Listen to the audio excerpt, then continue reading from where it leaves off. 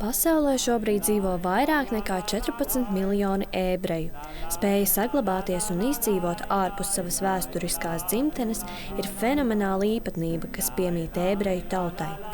Tomēr šīs tautas vēsture ir bijusi ļoti sarežģīta un smaga, jo cauri laikiem šos cilvēkus ir pavadījuši stereotipu un aizspriedumu viļņi, ko saucam par antisemītismu. Sākotnēji ebreji tika noraidīti, vai pret viņiem bija nepatika, vai pret vajāšana, tāpēc, ka viņiem bija īpaša reliģija. Kā nelaime un posts ebrejiem nāca tad, kad 19. gadsimtā kļuva populārs rases jēdziens. Antisemītismam joprojām, tāpat kā vēsturē, ir dažādas formas.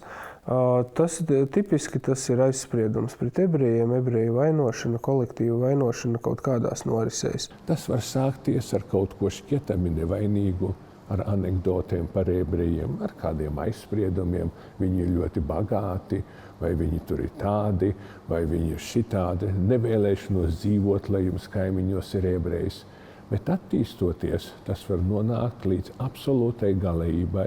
Daudz nopietnāki autori nekā es līdz šim uzdot jautājumu, kāpēc tas pastāv un kāpēc tas ir tik dziļš. Un uz to ir ļoti grūti atbildēt. Latvijas Universitātes pētnieks Didzis Bērziņš kopā ar Muzeja ebreji Latvijā direktoru Ilju Ļenski izveidojuši brošūru par antisemītisma izpausmēm vēsturē un mūsdienās. Darbs būtībā sastāv no 2 daļām. Pirmā daļa ir apraksts par to, kā tāds fenomens kā antisemītisms ir radies, kādas tā galvenās izpausmes, un otrā daļa ir vairāk mūsdienu konteksts, Latvijas situācija. Mūsdienās ir izveidojušies jauni antisemītisma izpausmes veidi. Antisemītisms izplatās arī internetā, kur tas ir grūtāk kontrolējams, un es domāju, ka ar jebkuru jaunu formu sākotnēji tie draudi ir lielāki nekā iespējas apkarot. Aprunājāmies ar ļoti dzīvespriecīgu ebreju tautības meiteni Šeilu Eizenšarfu, kurai arī ir savs viedoklis par antisemītismu mūsdienu kontekstā. Latvijā tas ne ļoti redzams, tāpēc, ka ne vispār dzīvē, pilsētā, ikdienā, ne arī kāda valsts līmenī, tu to neizjūti. Es arī mācos universitāte un strādēju un tā tālāk, un es neteiktu, ka kaut kur vispār man cilvēks teiktu, tu man nepatīc, tāpēc, ka tu esi ebrejiete. Nav tā. Šeila ir pamanījusi antisemītismu interneta vidē. Kad cilvēks komentē kaut ko anonīmi, viņš izjūt, ka viņš var pateikt visu, ko viņš grib un ko viņš domā, un arī pabūt kādas dažādas lomas. Ja? Šodien es būšu antisemīts, un rītdien es būšu, ļoti patriotisks cilvēks un tā tālāk. Un tā tālāk. Kad es to lasu, dažreiz tas ir redzams, teiksim tā. Ne visi, kuri to raksta, to pateiktu reālajā dzīvē. Bet tas arī var parādīt kādus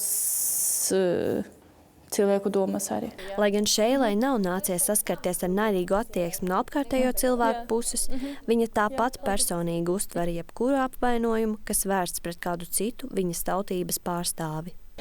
Ja man viņš nepatiks, es runāšu, man nepatiks, šis cilvēks. Ja? Bet ja man nepatīk ebreji, tas ir jau par visiem un arī par mani pirmā kārta. Joprojām aktuāls ir jautājums, kā cīnīties pret antisemītismu un aizspriedumiem, kas izveidojušies pret ebreju tautības cilvēkiem. Izglītība, jāsaka, tas skaistais vārds.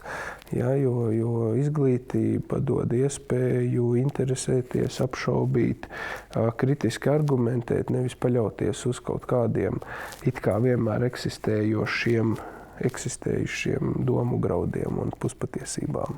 Lūkoties uz katru cilvēku kā sev līdzīgu, ka viņš ir tieši tāds pats kā tu, ka viņš nav ne ar ko sliktāks par tevi, ka tev nav nekādu tiesību būt augstprātīgam. Tu esi tieši tāds pats kā visi citi.